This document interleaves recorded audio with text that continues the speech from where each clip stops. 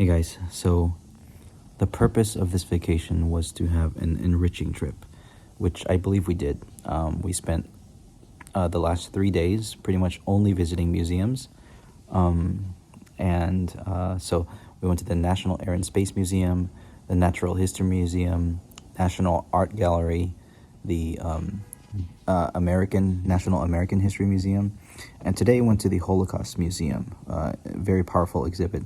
I've been there before when I was 12 years old, and it just has me thinking about like when you choose to take a vacation or any rest day, like on the weekend, like what is the best way to rest? You know, I feel like rest is all about like being refreshed, so doing something that's fun and relaxing.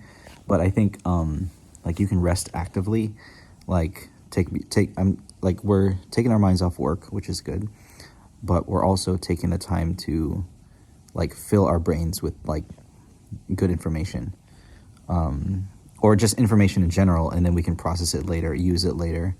I've made a list of a number of things that I want to research more on, especially from the National Air and Space Museum. I feel like there's a lot of cool things about planes, about physics in general, because I love physics, like simple things like fluid dynamics and the drag coefficient and how airplanes can generate lift and things like that. I'm really interested in physics like that. So but other things like at the National Art Gallery, I took pictures of a bunch of artists that I want to research and look into so I can learn from their styles and things like that. So I think that's what really taking vacations is all about. We want to travel to places we've never been before, see things we've never seen before.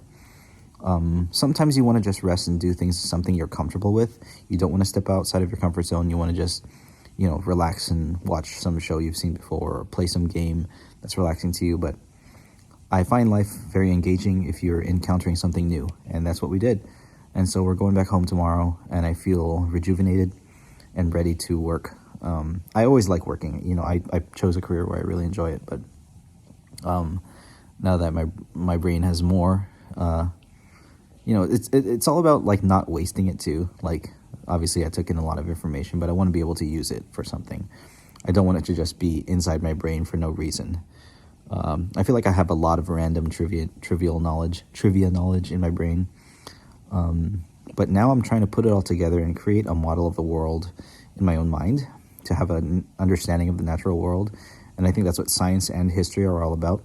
History is things that have already happened. You're trying to analyze them to see how that could affect your action in the future. And science is all about trying things and seeing if it matches the natural world, see if it matches the truth through trial and error.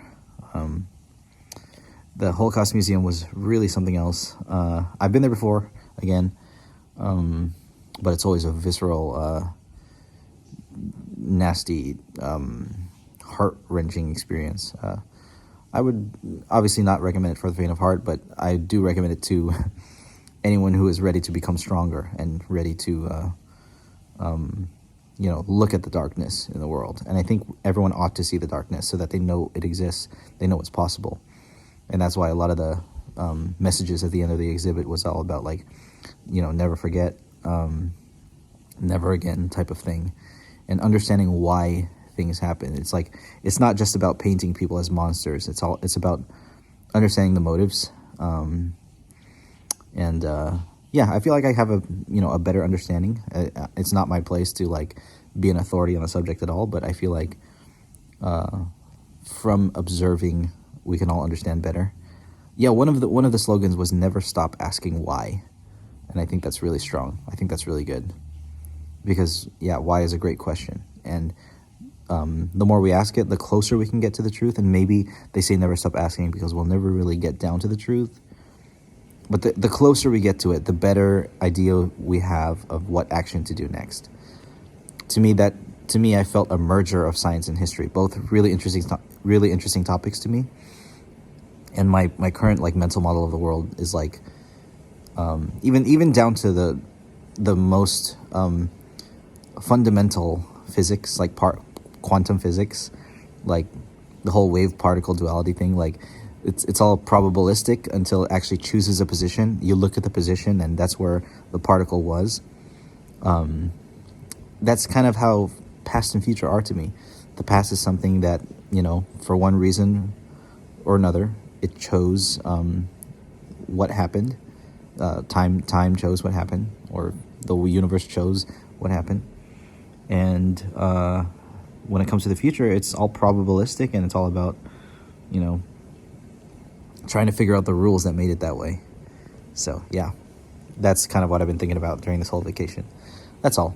It's kind of a long video, but just kind of reflecting on it before I go home. All right, I'll talk to you guys tomorrow. See you later. Bye-bye.